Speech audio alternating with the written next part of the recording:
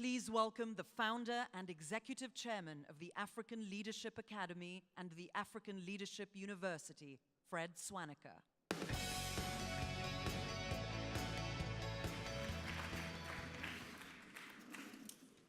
Excellencies, distinguished guests, ladies and gentlemen. In May of this year, at the World Economic Forum in Kigali, I was invited to a small dinner hosted by GE Vice Chairman John Rice.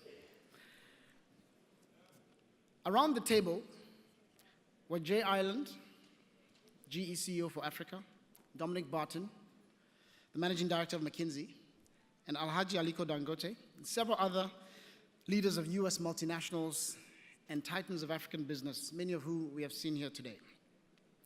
The broad-ranging discussion quickly honed on one thing: skills. Almost every company around the table expressed how difficult it was to find high-quality talent with the critical thinking, leadership, and innovation mindset that companies needed to drive their growth aspirations in Africa. As we discussed this issue further, we jointly came up with an idea to launch a Pan-African School of Excellence in Engineering. This industry-wide collaboration would enable the companies to do four things. First, it would enable the companies to shape the curriculum of the engineering programs in line with their changing needs. Secondly, the companies would be able to contribute some of their technical expertise and staff to serve as guest faculty in the School of Engineering. Third, they could send their existing staff for ongoing professional training through short courses. And finally, in addition to training their existing staff, this school would produce brand new engineering talent, and students would spend 8 months on campus in training and 4 months in an internship with these companies, enabling graduates to enter the workforce with a 1 year of work experience already under their belt. I'm pleased to say that GE did not just talk after that dinner. They've followed through, holding a series of workshops with my team at the African Leadership University to design and launch a School of Excellence in Engineering. And we expect to open enrollment in the next few months. GE's focus on developing skills is a hallmark of the company.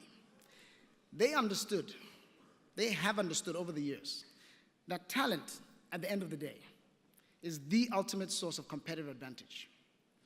Over the last 7 years, they've invested in scholarships and provided internship opportunities for over 60 of our highly talented young leaders from the African Leadership Academy, and have now hired about 15 of them to power their growth on the continent on a full-time basis.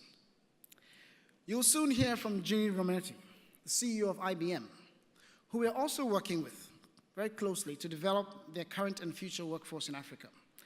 IBM has taken about 10 of our graduates from the African Leadership Academy as full-time employees, and about another 60 through internships over the last few years. Now, what GE and IBM are doing with us is driving their own destiny. They're taking matters into their own hands, not waiting for skills to appear magically, but rather developing the local skills that they need with us. And we've been privileged to work with other US companies like Coca-Cola, McKinsey, Bain, BCG, and other African champions like Standard Bank and MTN to develop their talent. What is most exciting about Africa is that since we have no legacy, we can leapfrog and use new models for designing and developing these skills.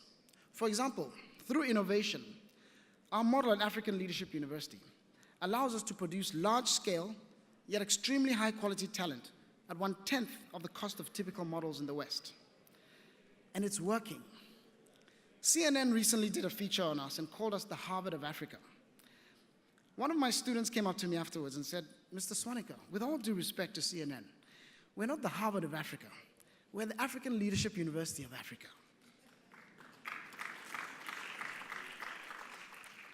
So for the companies in this room, my main message is this: as the rest of the world is aging, Africa is still young and vibrant.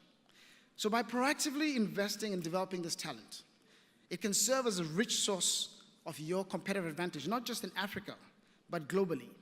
Young Africans see possibilities more than anyone else, and they can therefore catalyze innovation in your companies, not just in Africa, but all around the world. To the government leaders in the room, my main message is this: Commodity prices are not set in Africa.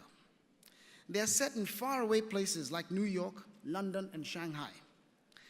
So the only way we can control our own destiny as African nations is by creating wealth through our people, not through natural resources. And I must commend President Kagame for his visionary leadership in this regard. His government has attracted world-class universities like Carnegie Mellon University, the African Institute of Maths and Science, and our second campus for the African Leadership University will shortly open there. I'm sure that these investments that Rwanda is making in its people will surely provide healthy dividends for them. We collectively in this room have a golden opportunity to collaborate, to develop Africa's richest resource, its people. In doing so, companies will be able to drive their bottom line, such as GE and IBM are doing, and governments will ultimately generate more taxes and reduce poverty. And in the process, Africa's people will find opportunity. So everyone wins. It's now time to stop talking and start doing. Thank you.